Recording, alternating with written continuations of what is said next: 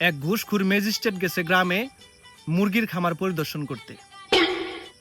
একটা খামারে গেছে, যায়া কইতেছে আপনি আপনার মুরগিরে কি খাওয়ান?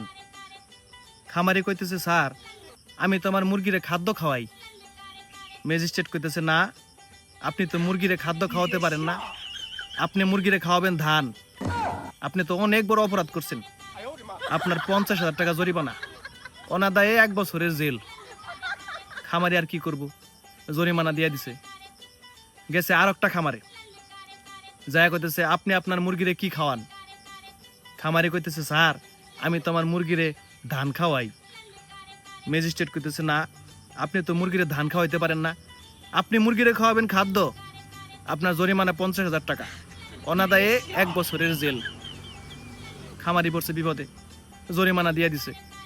গেছে আর একটা খামারে, যায়া কইতেছে আপনি আপনার মুরগিরে খামারে কি খাওয়ান? খামারি আবার খুব চালাক, সে কইতেছে স্যার আমি তো আমার মুরগিরে কিছু খাওয়াই না, আমি প্রত্যেক মুরগিরে প্রতিদিন 50 টাকা করে দিয়ে দিই, যার যেটা মন চায় হ্যাঁ হেটা কিনা খায়।